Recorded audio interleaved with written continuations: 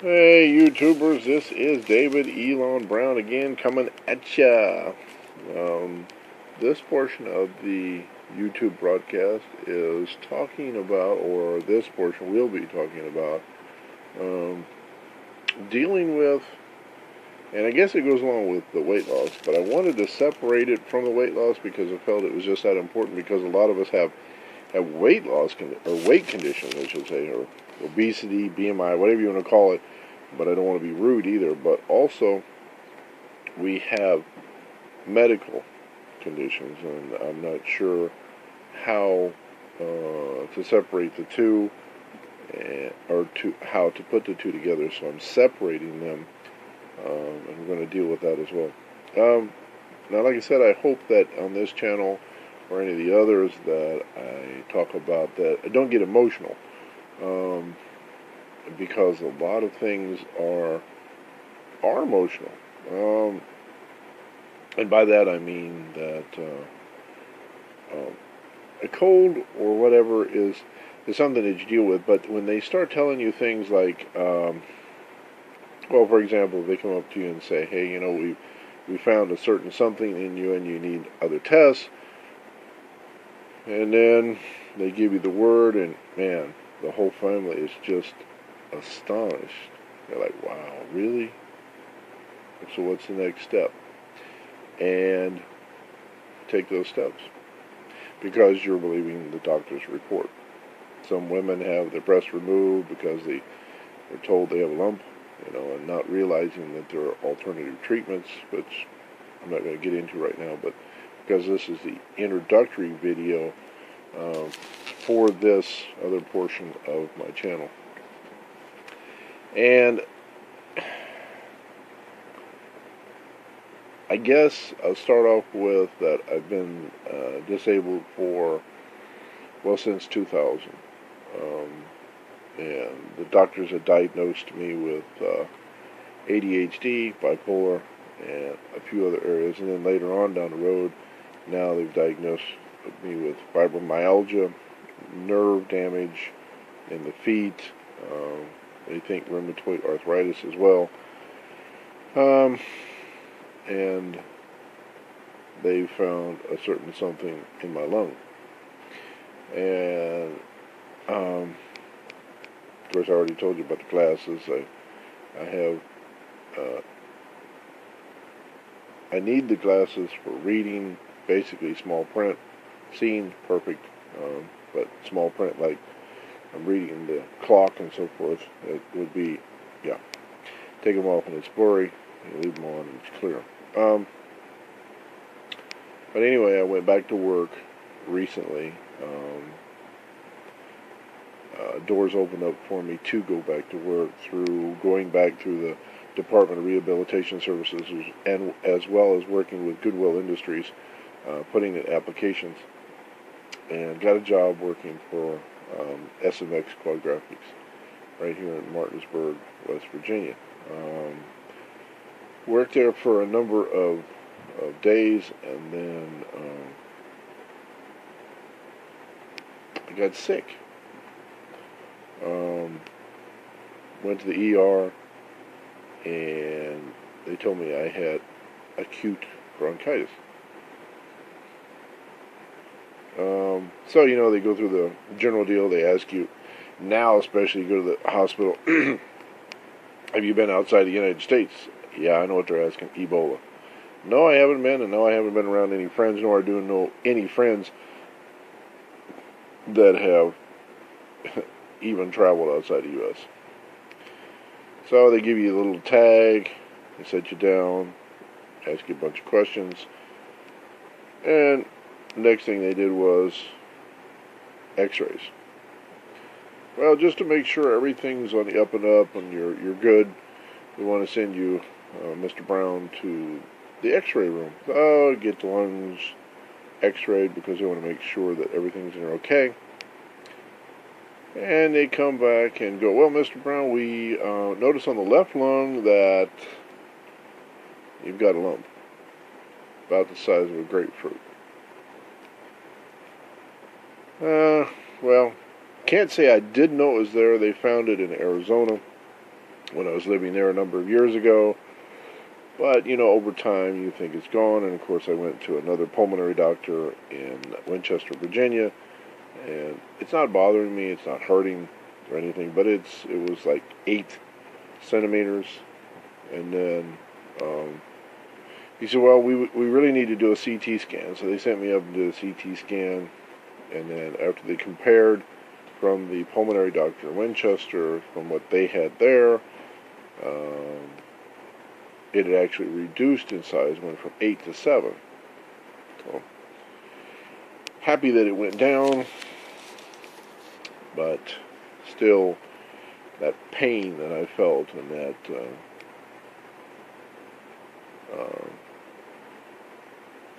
not understanding what it was or why it was there. Even I had those same feelings come up when I was in Arizona. I mean, when somebody tells you that you've got a lump on your lung, you're just like devastated. I was, and I wish they hadn't told me at the time. Now that I've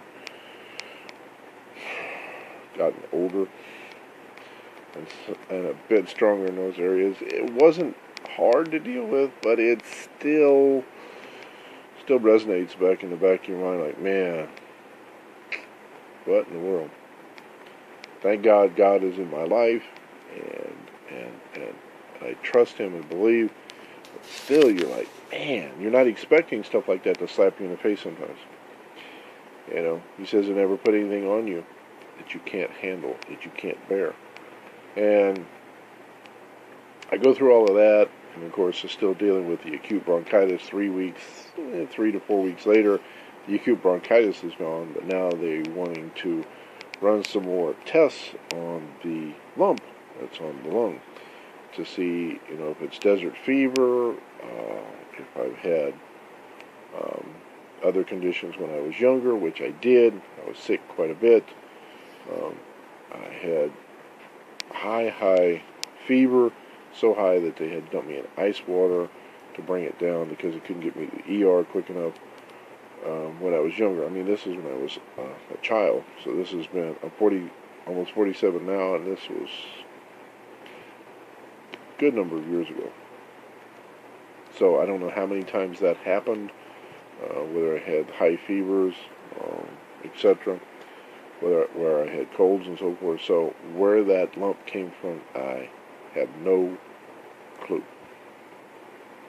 But the good thing about it is you still have life, you still have breath, you're still kicking, you still have a choice to make that can be changed to alter, change, ratify, get rid of those very toxins, those things that are in you that don't need to be in you and need to come out.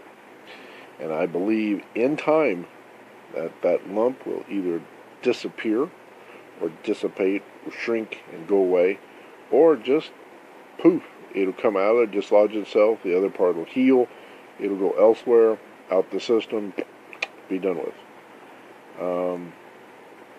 But it takes changing your eating habits, your diet, your sleep, your livelihood, and I probably, thinking about it, that's probably why I was released from work. I released myself, yes, but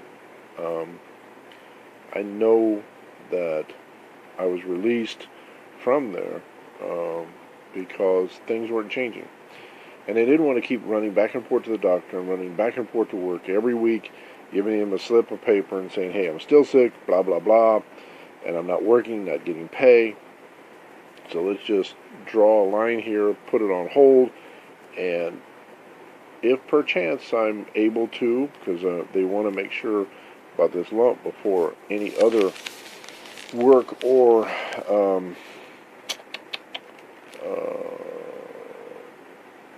any activities take place, they want to get that checked and make sure whatever it is can be done or needs to be done or I need to do whatever it is first before that happens. So I'm on vacation, I'm on hiatus, I'm on a sabbatical, I'm on whatever you want to call it. So I'm going to be doing a lot more videos, podcasts, blogging, and getting my fingers busy typing again, doing all kinds of things. So there you have it. There's where I'm at medically. There's other things going on as well. I got a bunch of doctor appointments, so still got to see my GP. Got to see a pulmonologist. Got to see a rheumatoidologist. I think that's how you pronounce that. Nerve center. Still got to get a blood test for something else that's coming up that they want to check on. So it's interesting, you know. I think they've drawn enough blood from me to probably could have sold it and been a millionaire. But anyway, that's where we're at. Probably get into some of the other details of my life later on as I recall them, because sometimes we try to discard them and throw them away. So we get into those areas, and maybe those are the areas that caused this lump or caused other things to happen. And I don't know much about my family history, and I do know some things, but and some things maybe weren't told to me, and maybe that's why the doctors say, hey, you got ADHD, bipolar, whatever, dyslexia. Boy, if you believe everything they say, be like the newspaper. You're going to take everything for granted. Now, it's one thing to take notice of it, but to accept it, that's another thing. I can see if somebody says, hey, I broke my arm, there's no other way but to accept it. That's true. But certain things that are being pronounced, and we'll get into that later, pronounced or directed towards you, you can either receive it or reject it. And the rejection comes not in a disowning of it, but in the fact that I'm going to do better and prove you wrong. Prove you wrong. And you may still say that I'm there, but in my mind and in my heart, no way, Jose. So, I do thank you all for watching. This is David Elon Brown, and again, not sure what to call the channel just yet on this side of my YouTube channel. Maybe medically speaking, medically within, I don't know, but we'll come up with a neat title and roll from there.